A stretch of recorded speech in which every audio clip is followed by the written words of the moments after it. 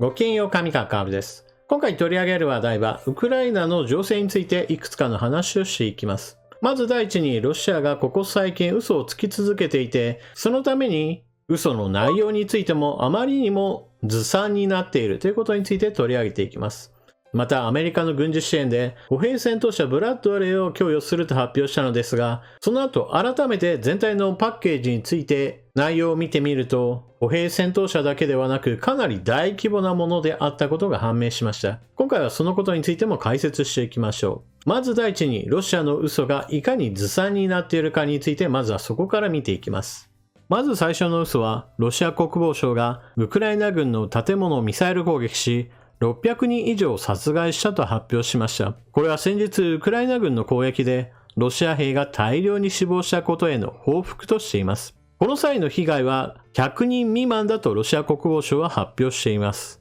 しかしウクライナ側は数百人規模の死傷者が出ているはずだと発表しています。これはなぜかというと、前線からさほど離れていない地域においてロシア軍の動員兵を主体とした数百人が新年パーティーを祝っていたとされています。そこで本国の家族と電話をしてそれらを探知されたことからウクライナ軍の攻撃を招いたと言われています。被害があまりにも大きかったためにロシア国防省としても発表したのではないかとされている出来事なのです。ところがロシア側が攻撃したとされる場所にはウクライナにいるヨーロッパの報道記者などが現地に駆けつけました。一般市民やもしくは軍の施設などに被害が出たとしても、取材ができる限りにおいては写真を撮ってくるというのは別に不思議なことではありません。ところが現地に行ってみると、そもそも軍事施設ではないところで、しかもロシア軍が破壊したもしくは大規模な被害を与えたとされる建物には全く被害がありませんでした。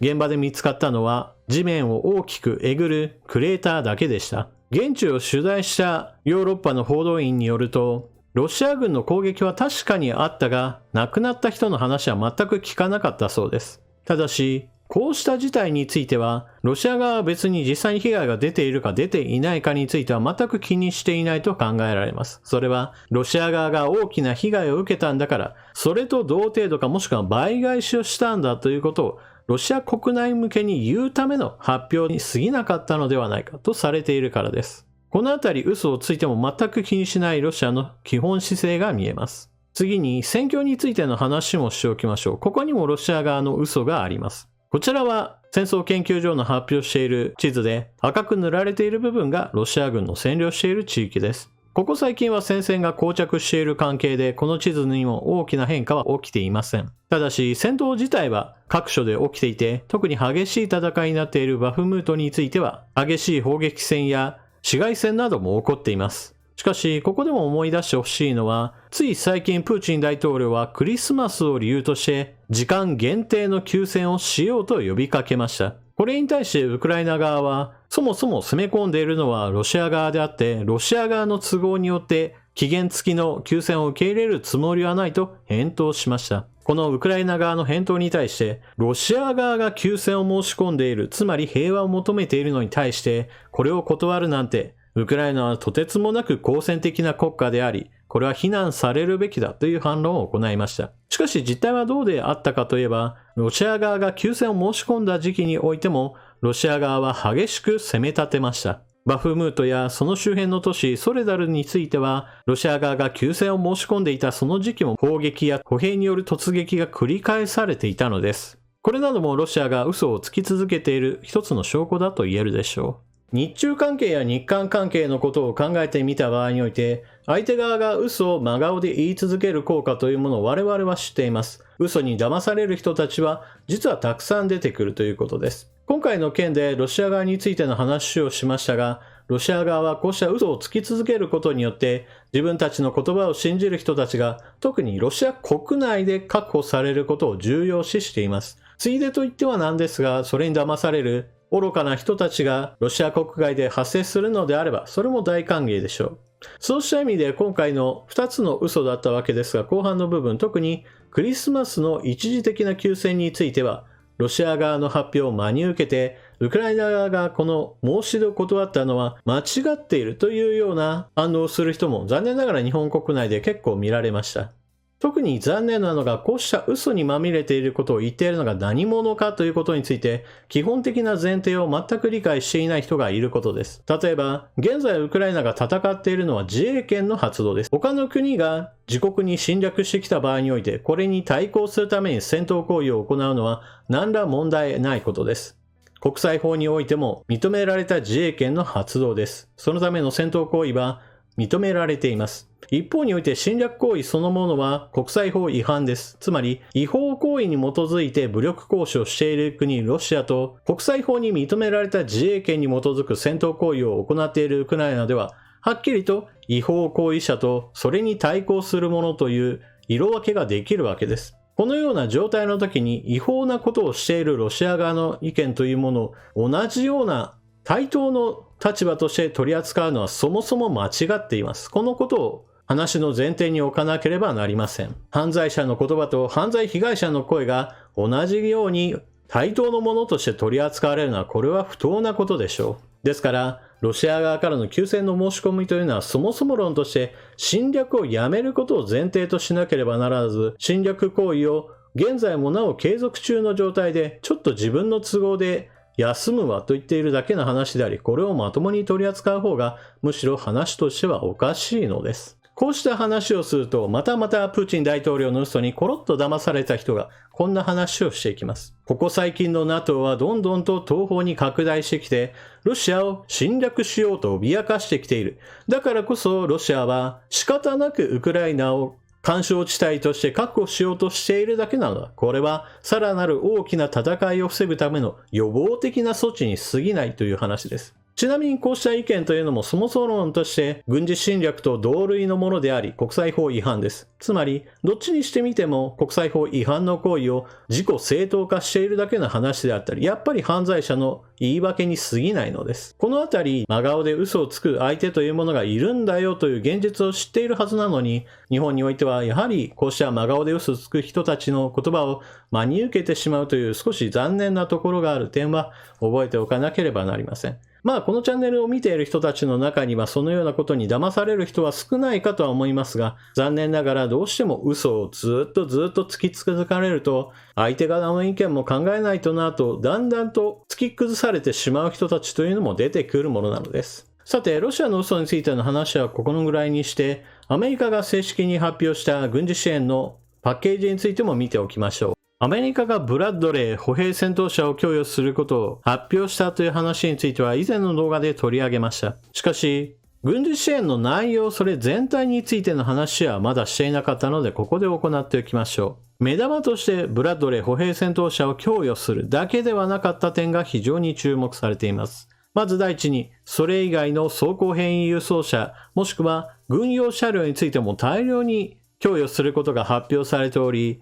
アメリカによる軍事支援としては過去最大規模となりました。戦車が供与されない、長射程のミサイルが供与されない、戦闘機が供与されないといった戦場での趨勢を決めるような兵器については、まだ供与されていないという問題は残ってはいるものの、これよりまでは大幅な前進を見せています。プラスアルファ、これまでは牽引式の榴弾砲を供与していたアメリカなのですが、自走榴弾砲へと切り替えてきました。これは大規模な反攻作戦を行った場合において、牽引式の榴弾砲では前線に追いつくことが少し難しくなります。そうしたこともあって、自走榴弾砲へと切り替えてきたのでしょう。また、牽引式の榴弾砲はどうしてもロシア側からも反撃のしやすいものですから、より生存能力の高い自走砲へと切り替えたのだと考えられます。アメリカの軍事支援でどこを注目すべきかといった話になったら、間違いなく質の転換を見るべきだという話になるでしょう。当初アメリカによる軍事支援は、ロシア軍の侵略をいかにして食い止めるかといったところに注目していました。ですから対戦車ミサイルのジャベリンが最も最初に有名となりました。次に有名になったのがハイマースです。榴弾砲やハイマースといった遠距離攻撃を行うことによってロシア軍の後方にある武器弾薬庫を破壊する、もしくは司令部を破壊することによって前線の兵士たちや前線の兵器を麻痺させることができました。そしてここ最近行われているのがロシア軍による社会インフラへの攻撃や一般市民への遠距離攻撃ミサイルを防ぐために行われている防空兵器の供与です。こちらについても少しずつではありますが、整備されることによって少なくともロシア軍戦闘機が自国領内に飛び交うなどということは防げるようになっています。そしてようやくここまで守りの兵器を主体とした軍事支援から領土奪還に使える攻めの兵器が供与された、まさにそこに質の転換が起こっているわけです。歩兵戦闘車は戦車の代わりには一応はなります。ただし、戦車に比べると少し劣るということは残念ながら事実です。歩兵戦闘車ブラッドレーは対戦車ミサイルを積むことができるので、戦車を先に見つければ撃破することも可能です。しかし、戦車対戦車の時と違って撃ち合った末に勝つといった光景はちょっと想像にしにくく、ロシア軍の方が先にブラッドレーを発見して砲撃を始めた場合においては、最初の一撃が当たってしまえばもうその時点でブラッドレーは吹っ飛んでしまう危険性があります。ですから本当に戦場においては紙一重の戦いが発生しやすいことは無視してはなりません。ただし先ほども述べたように全体の傾向として攻めの兵器が供給され始めたというのは明らかに良い傾向です。ブラッドレーを一度供与したことによってそれ以後の軍事支援も引き続きブラッドレーやそれに準ずるような兵器が供給されるといったことが続けば当然のようにウクライナ軍の攻めの戦力は増加していくわけです。そしてもう一度時間軸を引いてみる必要があります。2022年はずっとアメリカ軍の支援は守りのための兵器供与でした。それがようやく2023年になって攻めの兵器供与が始まったわけです。しかもこれは最初に過ぎないと言えるものです。ですから戦争の終結というものがまだまだ先だなということを意識しなければなりません。ここがようやくスタート地点だとすら言えるのです。そしてこうした話をするときには戦争が長期化した場合において経済力やもしくは小さい国の方が圧倒的な不利だというのはまさに事実なわけですが、じゃあ小国が大国を破れないかといえばそういったわけではないのも、これもまた歴史の事実です。例えば今回軍事支援を行っているのはアメリカなわけですが、アメリカが負けた戦争の代表例として言えるのがベトナム戦争です。ベトナム戦争の時も決してベトナムは豊かな国ではなかったですし、工業国家でもありませんでした。彼らの背後にいた中国やソ連の支援があったからこそ支えられていた部分はあるものの、そもそもベトナム人が戦う気力がなければ、彼らの軍事支援も決してアメリカ軍を圧倒することはできなかったでしょう。そうした意味において現在の戦闘というのはそれぞれ複雑ではあるものの、小国のウクライナを大国のアメリカが支援し、そしてウクライナ自身が戦う気力を持っている以上、大国であるロシアを打ち負かす、それまで時間はかかったとしてもいずれは打ち破れるというベトナム戦争の構造を少し当てはめることもできるのです。日本人にとってはどうしても戦争というのはさっさと終わってしまえばどんな形でも構わない的な意見が出てくるわけですが、少なくとも戦う気力があるウクライナの国民の意見としては、ベトナム戦争のように時間がかかったとしても犠牲が大量に出たとしても最終的な勝利をつかむまで戦いをやめる気持ちがないという不屈の闘心があるとすれば、その結末についていっても大国を打ち破る小国というのをもう一度再現するかもしれないわけです。あとはウクライナに対して軍事支援を行っているアメリカ、このアメリカの国内事情が懸念事項となります。特に下院議長を選ぶ投票においては、共和党が一枚岩になれず何度となく投票が繰り返されるといった異常事態が発生しました。この時反対している人たちのグループの多くの人たちがウクライナ支援に対して真っ向から反対していたり、もしくは懸念を示している人たちだったのです。これらの人たちは数は少ないものの、議会で投票を行った時に自分たちが共和党の意見に反対すれば全体としての共和党の動きも麻痺させることができるんだぞというのを下院議長の投票において結果として示したわけです。彼らの人数は少ないんだけれども影響力を行使できるという立場、これがどう今後ウクライナ支援に関わってくるかというのも懸念事項なのです。というわけで今回の動画はここまでとしましょう。ロシア側は相変わらずのように嘘をつき続けていますが、それら真顔で嘘をつき続けることによって騙される人たちというのも残念ながら日本国内で増えているように私には見えます。一方においてウクライナへの軍事支援の質をレベルアップしてきたアメリカですが、同時にアメリカの国内事情においても少し不穏な空気が流れていることは今後の懸念事項です。世界は常にこの先どうなるかについては予想はできるものの、実際にそうなるかどうかは誰にもわからないというのが事実です。だからこそ日々変わっていく情勢を少しずつその変化を捉えて何が起こっているかを理解していきましょう。というわけで今回の動画はここまで。最後までご視聴いただきありがとうございました。チャンネル登録していない方はぜひともチャンネル登録していってください。そして動画を見終わった後は評価ボタンのクリックをよろしくお願いします。それでは次の動画でまたお目にかかりましょう。またね。